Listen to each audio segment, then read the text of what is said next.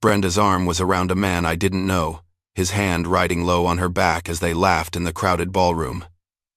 Their eyes met mine across the room. She looked away first.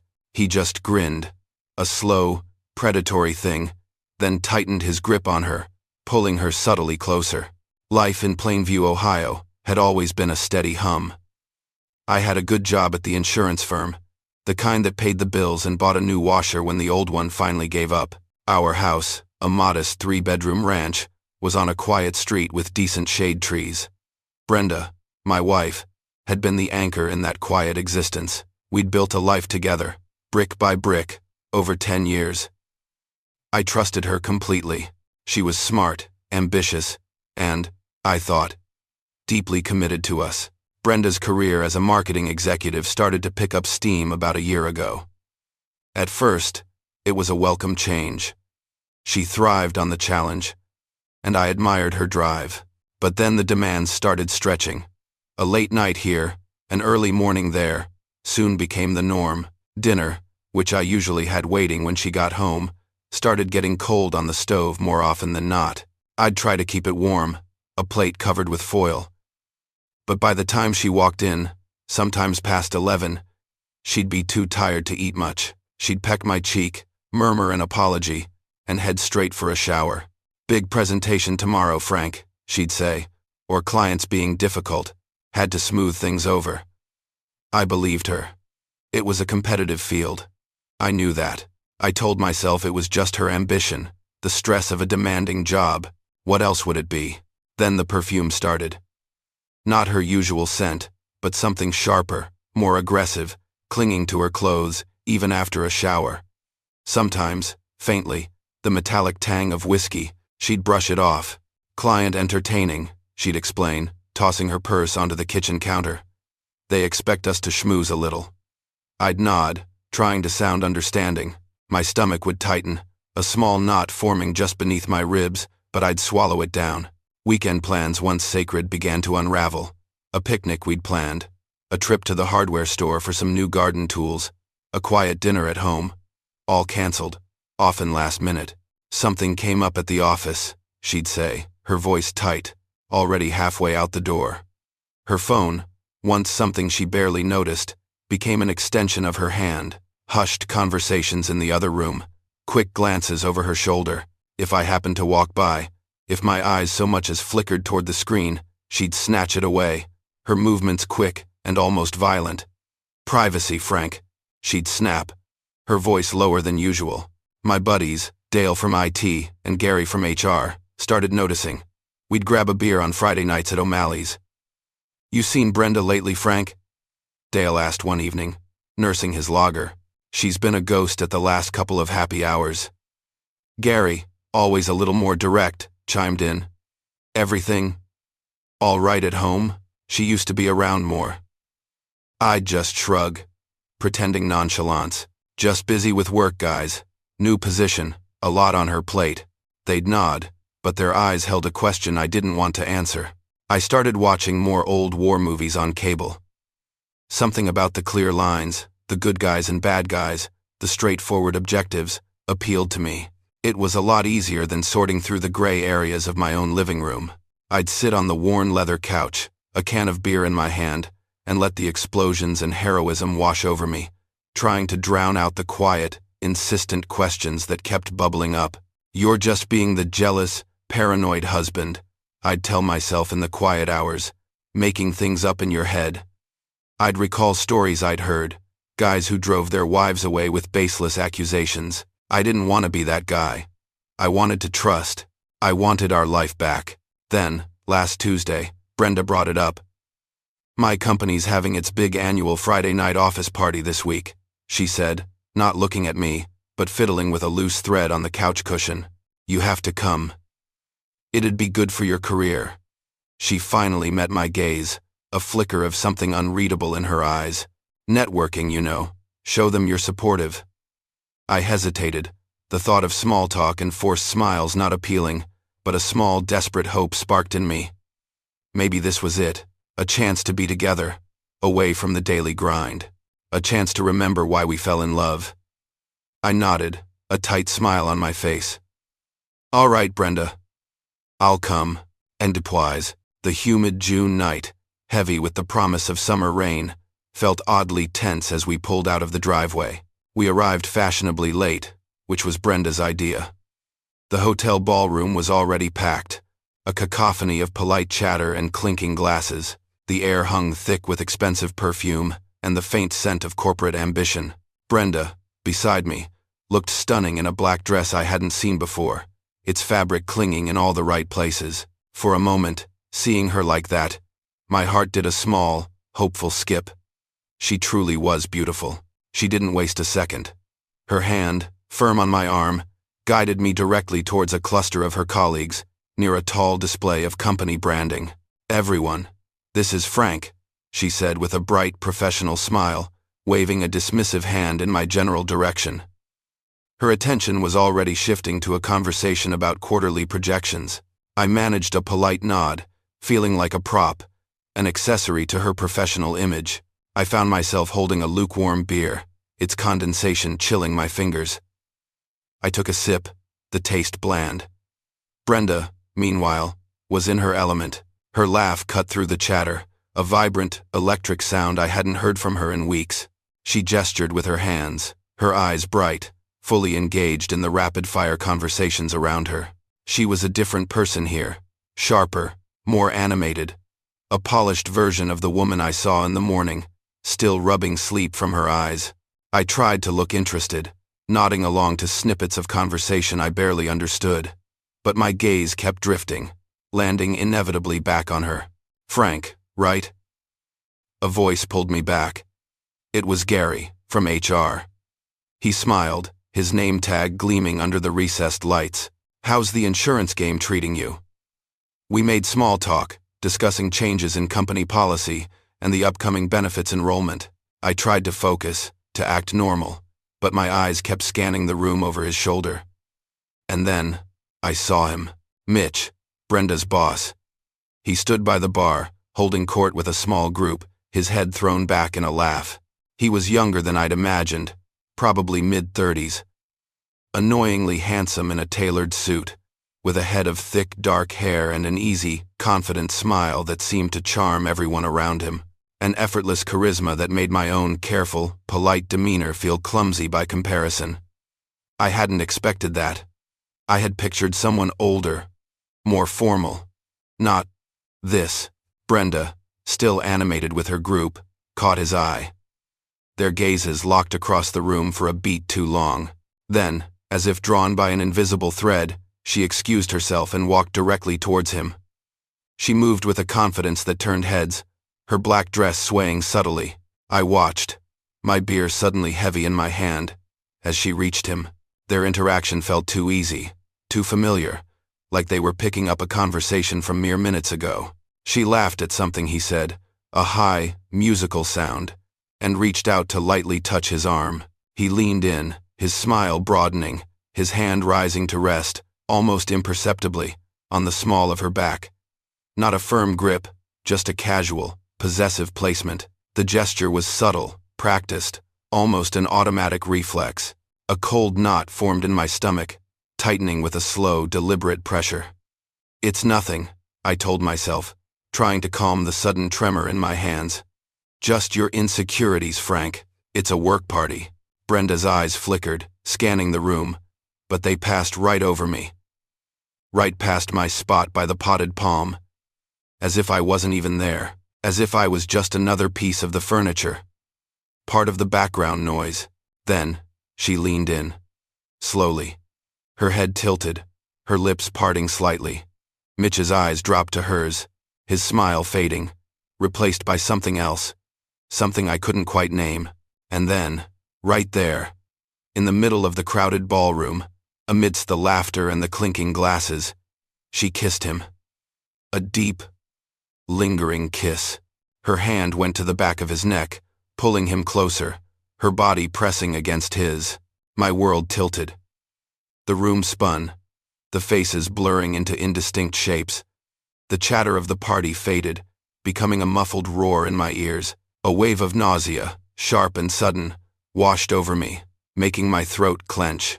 The lukewarm beer in my hand felt like a block of ice. I couldn't breathe. "Frank, you all right, buddy?" Gary's voice, concerned, cut through the haze. "You look a little green." I mumbled something about needing air, about the room being too hot, and pushed past him. My legs felt unsteady, like they might give out from under me. I stumbled towards the nearest exit, my vision narrowing to a tunnel, focused only on the bright red exit sign. I pushed through the heavy double doors and out into the cool night air. It hit me like a physical slap, but even the sudden chill couldn't clear the image burned into my mind. I couldn't make sense of what I just saw. I stood outside, the humid night air doing little to cool the fire in my gut. My back pressed against the rough brick wall of the hotel, the texture digging into my suit jacket. My mind was a whirlwind, fragments of a life I thought I knew, shattering and reforming into something ugly and unrecognizable. Time lost all meaning. Minutes might have been hours. My eyes burned, but no tears came. Just a cold, hard ache behind my ribs. "Frank, what are you doing out here?" Her voice, tentative, barely cut through the buzzing in my ears. I slowly raised my head. She stood in the doorway, framed by the bright light of the ballroom, her black dress a stark silhouette. Her hair was a little mussed, her lipstick slightly smudged. She looked beautiful, and I hated her for it. I met her gaze, a flat, empty look. "I saw you." With Mitch. Her face, even in the dim light of the parking lot, paled. Her mouth opened, then closed. The silence that fell between us was heavy, suffocating. It stretched, taut and brittle, until I thought it might snap. "Frank, I can explain," she finally managed, her voice a thin whisper. She took a step towards me, her hand reaching out. I flinched, recoiling from her touch, as if she were carrying a disease. "Explain what, Brenda?" My voice was barely a whisper itself, hoarse and raw. "Explain how you've been lying to me. How long has this been going on?" She looked down, unable to meet my eyes, her gaze fixed somewhere on the cracked pavement near her expensive heels. "It's not what you think," she mumbled, her words tripping over each other. "It was a one-time mistake. Too much to drink. He got carried away." I let out a short, bitter laugh, a hollow sound that scraped in my throat. "Really?" Because it looked pretty clear to me. Pretty intentional. "I saw the way your hand went to his neck. I saw the way your bodies pressed together. That wasn't a mistake brought on by too much Chardonnay." The car ride home was silent, thick with a tension that radiated off both of us. The humid air outside pressed in, matching the pressure building inside the car. The illusion of our stable life, our comfortable home, our shared future. It all felt like a fragile glass sculpture that had just been dropped and shattered on the asphalt. Each mile we drove took us further from the life we'd known, deeper into this cold, unfamiliar territory. The argument started as soon as we were through the door. No preamble, no soft entry, just a sudden explosion of words. Accusations flew from my lips, sharp and stinging. My voice, which had been a whisper outside, was now a roar, fueled by betrayal and a decade of suppressed quiet. All the late nights, all the canceled plans. Was it always him, Brenda? Was I just convenient? Tears finally came, from her, not from me. She sank onto the living room couch, burying her face in her hands, her shoulders shaking. "Please, Frank," she sobbed, her voice muffled. "Please forgive me. It'll never happen again. I swear to God. It was a mistake. I was stupid. I was lonely. I was just caught up." She looked up, her face streaked with mascara, her eyes pleading. "I love you, Frank. Only you. Please. You have to believe me. A part of me, the old, trusting Frank, the Frank who believed in our life, wanted desperately to believe her, wanted to reach out, to pull her into my arms, to make the bad dream go away, to go back to the steady hum of our existence, to put all the shattered pieces back together. But the doubt had taken root, deep and tenacious, like a weed in rich soil. The late nights, the hushed phone calls, the canceled weekends, the sudden business trips that cropped up with little warning. It all made a horrible, cold kind of sense now. The pieces clicked into place, forming a picture I never wanted to see. The steady hum had been a lie. The next few weeks were a living nightmare. I went through the motions of my life, woke up, went to work, came home, ate dinner, but everything felt off, like I was watching myself from a distance. The colors were duller, the sounds muted. It was as if a crucial layer of reality had been peeled away, leaving only a hollow imitation. Work became a welcome distraction. My desk at the insurance firm, stacked with files and policy renewals, offered a structured escape. I could lose myself in the precise language of contracts, the predictable calculations of risk. It was a place where things made sense, where cause and effect were clear. Unlike the swirling chaos of my personal life, I pretended, in those fluorescent-lit hours, that everything was fine, that my world hadn't just imploded. At home, Brenda and I walked on eggshells. Our conversations were clipped, factual, devoid of any real warmth. She'd try to be attentive, bringing me coffee in the morning, asking about my day. But it felt forced. A performance. Her eyes, whenever they met mine, held a flicker of something: guilt, defensiveness. I couldn't tell. I desperately wanted to believe her, wanted to cling to the memory of the woman I married. But the doubt was a constant itch under my skin. I couldn't scratch it, couldn't get rid of it. Every time her phone buzzed, every time she picked it up, my mind raced. Was it him? Was she texting Mitch, planning another late night at the office? When she said she'd be working late, the words hung in the air, no longer just an explanation but a loaded question. I'd picture her, not at her desk under the harsh office lights, but laughing with him, touching him, just like that night at the party. The image was a raw wound, constantly reopening. I knew, with a growing certainty, that I had to know the truth. Not just a partial truth, not just her version, but the undeniable, ugly reality. Even if it meant doing things I'd never thought I'd do, things that felt beneath me, things that chipped away at whatever dignity I had left. I started discreetly checking our shared phone bills. They came in the mail, tucked between junk mail and bank statements. I'd open them when she was in the shower or out running errands, my heart pounding a ridiculous rhythm in my chest. I scanned the itemized calls, looking for anything unusual. Long calls, calls at odd hours, repeated numbers. It took a few days of careful scrutiny, but then I saw it, an unknown number, a local exchange, appearing again and again, not just during the day, but often late, well after midnight. Sometimes brief calls, sometimes stretching for 20 minutes or more. My finger traced the digits, the cold paper feeling like ice. I tried to access her work email on our home computer. She occasionally used it, leaving it open on the browser. But this time, it was logged out, protected by a password I didn't know. A sharp pang of deeper suspicion went through me. Why would she be so careful now? It just added another layer to the carefully constructed wall she was building around herself. Then, one evening, she came home with a new watch. It was sleek, silver, clearly expensive. "Nice," I said, trying to keep my voice even. "What's the occasion?" She looked surprised I'd noticed. "Oh, just a work bonus," she said, shrugging, already walking towards the bedroom. "For landing that big client." A work bonus, a new watch, out of the blue, when our finances had been a little tight lately. A cold dread settled in my stomach. It wasn't a bonus. It was a gift. I started taking longer routes home from work. Sometimes, on those extra 20 minutes, I'd circle past Brenda's office building, just a slow drive-by, the engine idling low, my eyes sweeping the parking lot, looking for her car, looking for his.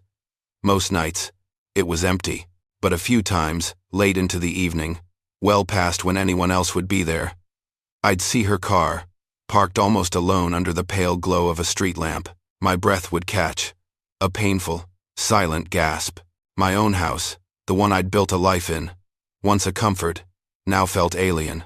It was filled with unspoken lies, with the ghosts of what we'd been, and with my own gnawing paranoia. Every creak of the floorboards, every shadow on the wall, felt like it was hiding something. The gnawing suspicion became a physical weight, pressing down on me, making every breath an effort. I knew I couldn't live like this, half-blind and constantly questioning. One rainy Tuesday evening, after Brenda said she had to work late again, I found my chance. Her personal laptop sat on the kitchen counter, where she'd left it charging. My hands shook as I picked it up. She had a simple passcode, our old anniversary date. It surprised me, a lapse in her new, careful habits. The screen flickered to life, illuminating the dim kitchen. I started digging. Not just through text messages, which I found surprisingly mundane, heavily edited versions of her public persona. But I went deeper, into her email archives, her calendar. My breath hitched when I found it. A shared work calendar, detailing Brenda's and Mitch's travel schedules. And there it was. A consistent, undeniable pattern, overlapping business trips to Chicago, to Columbus, to Detroit. Every time Brenda had told me she was going out of town for a conference, Mitch was listed as attending the same event, often with the same flight numbers, the same hotel block. My heart sank, a heavy stone dropping into an empty well. It wasn't just a one-time mistake in a crowded ballroom. This was planned, calculated. My fingers trembled as I clicked through more emails.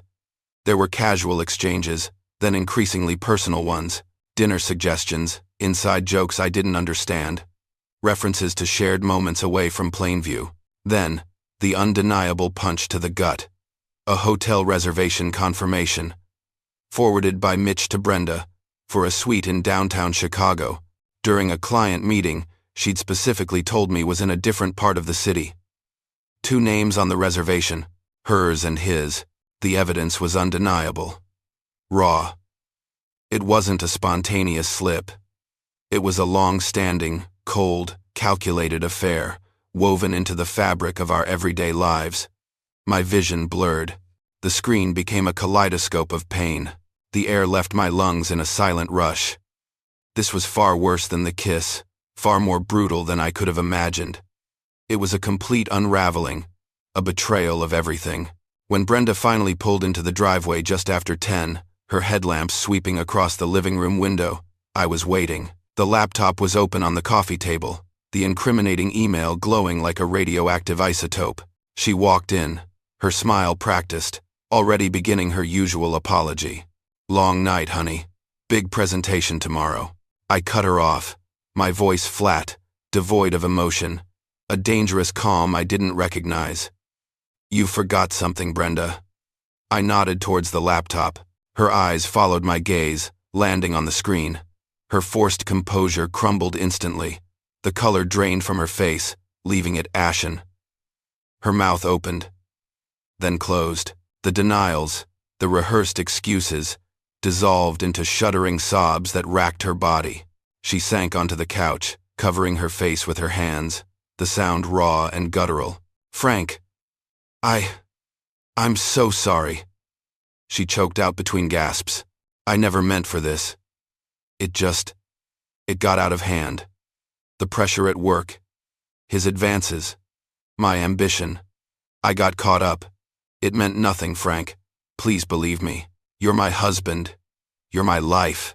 But her words were just noise. I felt a profound, bone-deep sense of betrayal, a visceral ripping apart of my own identity. Rage and heartbreak tore at me. One moment scalding, the next freezing. 7 years of marriage, 7 years of shared memories, hopes, and dreams, ripped apart, piece by agonizing piece, by her calculated deception. All the little signs, the whispered calls, the new watch, the vague excuses, I remembered them all now. The benefit of the doubt I'd so willingly given, my own quiet refusal to acknowledge the truth. I saw now how thoroughly I'd been played, how easily my trust had been twisted into a weapon against me. It wasn't just my marriage that was dead. It was my belief in the fundamental honesty of the person I had vowed to share my life with. The air in our house, once a sanctuary, was now unbreathable, thick with her lies and my shattered illusions. I knew, with a terrible, unyielding certainty, that I couldn't stay here, not anymore. The immediate aftermath of Brenda's confession was a maelstrom. Shouting filled the house, accusations slicing through the stale air. Her tears were a torrent, but they didn't move me. They felt like a performance, Another act in a long line of deceptions. The sense of utter destruction was overwhelming, a physical weight on my chest.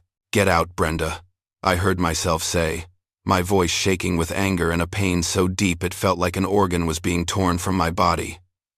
"Just get out, or I will," she pleaded, desperation in her voice, trying to cling to what little was left. "Please, Frank, don't do this. We can fix this. I love you." She reached for my hand, but I pulled it back as if burned. Her words were hollow. My trust, the foundation of everything we had, was shattered beyond any repair she could offer. It lay in irreparable pieces at our feet. The next few days were a blur of profound loss, a disorienting haze. I felt utterly alone. Adrift in my own home, the loneliness was a physical ache, a constant companion. After 2 nights of sleeping on the couch, the silence echoing in the rooms like a scream, I finally called Dale. "She cheated on me, Dale," I said, the words heavy and clumsy as they left my lips. We were at O'Malley's again, but this time, the usual Friday night chatter felt distant, unreal. Dale listened patiently, nursing his beer, his gaze steady. He didn't offer platitudes or easy answers, just quiet support. "Son of a bitch, Mitch," he finally said, his voice low and firm. That guy always had a snake's smile. It wasn't much, but it was enough. Someone knew. Someone understood. The house, once our shared sanctuary, now felt cold and hollow. Every corner, every object, was poisoned by the betrayal. The faded floral couch where we'd spent so many evenings, the kitchen table where we'd eaten countless meals, even our bed, it all felt tainted. No longer mine, no longer ours. I started the agonizing process of separating our lives. First, I changed the passwords on our joint online banking accounts, then contacted the credit union to begin the paperwork to split them. It felt clinical, brutal. Each action a severing. Brenda tried to call me. Texts popped up on my phone, pleading messages, apologies, attempts at explanation. I ignored them all. I couldn't talk to her. Not yet. I needed distance, needed to process the monumental, irreversible shift in my world. The thought of her voice, her carefully constructed excuses, was more than I could bear. I set up an appointment with a divorce lawyer, Mr. Henderson, a stern-faced man with tired eyes from a firm downtown. Making the call, hearing the words, "divorce proceedings," solidified the grim reality of my new path. There was no going back. This wasn't a fight we could recover from. This was an ending. The thought of Mitch and Brenda, now free to continue their affair, to parade it out in the open without the pretense of secrecy, stung me deeply. It was a fresh wound, constantly reopening. The idea of them, enjoying the fruits of their deception, while I was left picking up the pieces of my shattered life, twisted something inside me. My initial shock and heartbreak slowly began to give way to a cold, deliberate anger. It wasn't a fiery, impulsive rage, but a deep, simmering resentment, a need for them to pay a price. A price for what they had taken from me, for the lie they had forced me to live. The calm, factual demeanor I was known for at work was now a mask for a growing, quiet fury. The initial maelstrom of grief and anger slowly, almost imperceptibly, began to crystallize. It hardened into a quiet, steely resolve. I didn't want revenge, not in the screaming, dramatic way you see in movies. I wanted justice, a Midwestern reckoning, something clean, precise, that would make them truly face the consequences of their deception. I started asking questions, subtle ones, during my lunch breaks with Dale and Gary. Not about Brenda or Mitch directly, but about company events, about the corporate calendar. It wasn't long before I learned about the big annual corporate dinner, a product launch for their new regional campaign. It was scheduled for 3 weeks out, at the same hotel, in the same ballroom where my world had fallen apart. The irony wasn't lost on me. It would be a gathering of all the company's regional executives, their top clients, and, of course, Mitch and Brenda, basking in their professional glow. My focus shifted. I started doing my homework on Mitch. I looked him up on LinkedIn, scrolled through company announcements. He was a rising star. well-connected, with an impeccable public image, the kind of man who'd never had a hair out of place, professionally or personally. That was his vulnerability. I meticulously planned my approach. It wasn't enough to just expose them.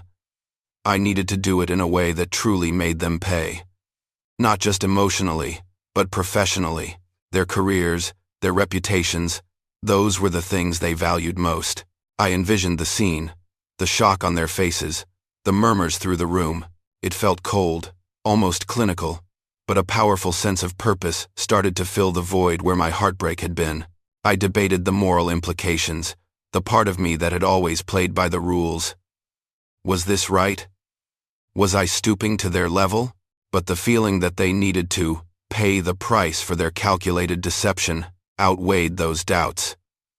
My quiet fury demanded it. They had dismantled my life, piece by piece, and smiled while doing it. They had to feel something akin to what I was feeling. I gathered all the evidence I had. The printouts of the phone bills, the hotel confirmation for Chicago, the emails exchanged between Brenda and Mitch outlining their business trips. I put them all in a manila folder, neatly organized, ready for their moment in the spotlight. Each piece was a shard of my shattered marriage, now sharpened into a weapon. I rehearsed what I would say, how I would deliver the blow. Not with anger, I decided, but with a quiet, undeniable clarity. Facts. Just the facts. I imagined their shocked faces, their carefully constructed world crumbling around them. My stomach no longer churned with anxiety, but with a strange, almost unsettling calm. It was a stark contrast to the emotional wreck I'd been just weeks ago. This new calm felt dangerous, purposeful. Dale and Gary, sensing the change in me, offered cautious advice. "Frank, you need to be careful," Dale said, his brow furrowed with concern. "You don't want to do anything that hurts you in the long run." Gary chimed in. "Think about your own career. Don't burn bridges you don't have to." They worried about my well-being, about the fallout, but I was resolute. This was my path forward. It was the only way I could see to reclaim any sense of control, any sense of myself. One final, desperate message from Brenda popped up on my phone just days before the event. "Frank, please. I know I messed up. I just want to talk. I regret everything." It was filled with regret, with the ghosts of what we'd lost, but it only hardened my resolve further. Her regret was too late. The time for talking was long past. Now, it was time for action. The night of the big company event arrived, humid and heavy, just like the night my world had fractured. I'd managed to secure an invitation through an old acquaintance from Brenda's firm, a quiet man from accounting who'd always seemed to appreciate my steadfast nature. I walked in, not with the intention of blending, but with a deliberate, unsettling calm. The same ballroom, the same clinking glasses, the same scent of ambition and expensive perfume. It took me only a moment to spot them. Brenda, in a striking red dress, laughing a little too loudly. Mitch, his arm casually draped around her waist as they chatted with a group of executives. They looked completely at ease, oblivious to the storm about to break. A perfect picture of success, of a couple on the rise. The celebratory atmosphere, the forced smiles, the polite banter, it all felt like a mockery, a stark contrast to the quiet, burning rage simmering inside me. I waited. I wasn't going to rush this. I wanted maximum impact, maximum exposure. My moment came during a lull, just after the CEO had finished a generic speech about quarterly growth, and before the regional managers were called up for a brief recognition. The lights were still up, attention was still focused on the stage area. I made my move. I walked directly towards the small podium where the CEO had just spoken. My steps even. Deliberate. A few people noticed me, a flicker of confusion in their eyes, but they quickly looked away, assuming I was part of the program. I reached the podium, the microphone still live. I took a deep breath, the smell of dust and cheap disinfectant filling my lungs. "Excuse me," I said, my voice cutting clearly through the low hum of conversation. It wasn't loud, but it was firm, carrying an unexpected authority. Heads turned. Brenda and Mitch, who were only a few yards away, paused their conversation, their smiles faltering. "My name is Frank Peterson," I continued, my gaze fixed on Brenda's suddenly pale face. "And for the last 7 years, I've been Brenda Peterson's husband." A ripple went through the crowd. Whispers started. I watched Brenda's face drain of color, her eyes wide with a dawning horror. Mitch's jaw tightened, his casual stance dissolving into rigidity. "I'm here tonight," I said, my voice steady, "because Brenda, along with her boss, Mitch Daniels, has been conducting a rather extensive and long-running affair, all under the guise of business trips and late nights at the office." Then, calmly, deliberately, I presented the irrefutable evidence. I pulled the manila folder from inside my jacket. "I have here copies of phone records," I announced, holding up a printed page, documenting frequent late-night calls between them. "I have email exchanges," I continued, holding up another sheet, "planning their romantic getaways." My voice never wavered. "And of course, I have hotel confirmations, naming both Brenda Peterson and Mitch Daniels for various cities, on dates that directly coincide with Brenda's supposed business conferences." I detailed the timeline of their deception, the lies she'd told me, the impact on my life. I didn't raise my voice. I simply laid out the facts, cold and hard. Brenda's composure shattered. Tears streamed down her face, her hands flying to her mouth. Mitch's face was ashen, a flicker of raw panic in his eyes. He tried to take a step forward, perhaps to silence me. But someone from the company's security team was already moving. The room erupted. Gasps.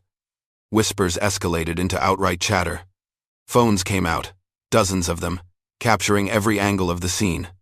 The elegant corporate dinner dissolved into utter chaos. I watched their public humiliation, saw the careers they had built, the reputations they had carefully cultivated, crumble before my eyes. A fleeting, hollow sense of vindication settled in my chest. It wasn't joy. It was a cold, stark satisfaction. My mission was accomplished. Security guards, 2 burly men in black suits, were finally at my side, their hands firm on my arms. "Sir, you need to leave," one of them said, his voice low but urgent. I offered no resistance. I allowed them to escort me out, past the stunned faces, past the shame of Brenda and Mitch, who now stood utterly exposed in the blinding spotlight of their deceit. I left the ballroom in utter disarray, walking out into the humid night, the distant sirens, a fitting soundtrack to the immediate professional and personal fallout that had just begun for both of them. The aftermath was messy, just as I'd anticipated. News of the scandal spread through the company and our small Midwestern community like wildfire. Within days, Mitch Daniels was gone, his carefully cultivated career and reputation obliterated. Brenda's ambition, once her driving force, was now tainted, her professional ascent irrevocably damaged. She vanished from the company, too. A quiet resignation. For me, there was a complex mix of satisfaction and a profound, hollow emptiness.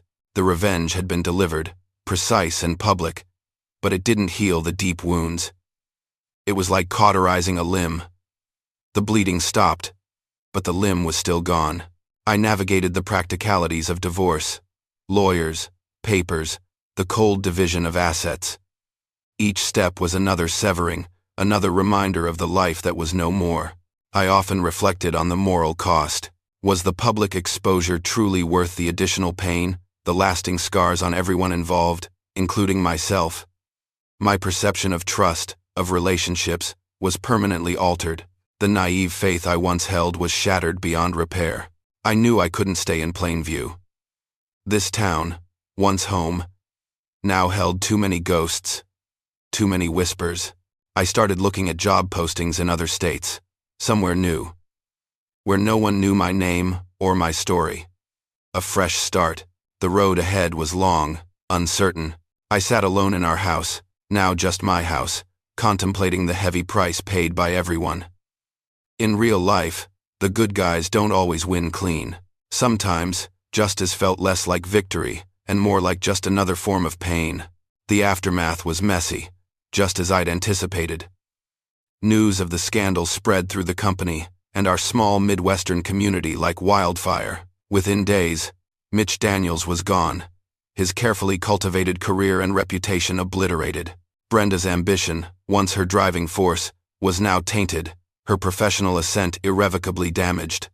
She vanished from the company, too, a quiet resignation. For me, there was a complex mix of satisfaction and a profound, hollow emptiness.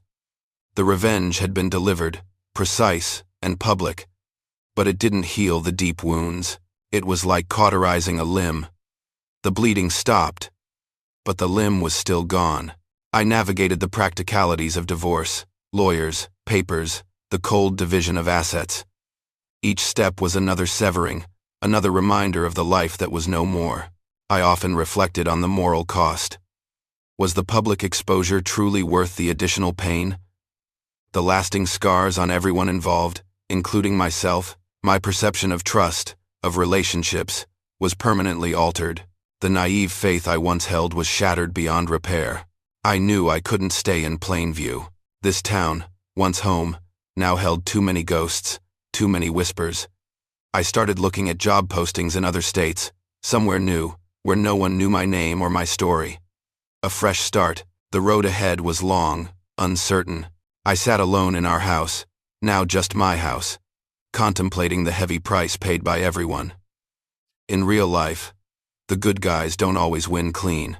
Sometimes, justice felt less like victory, and more like just another form of pain.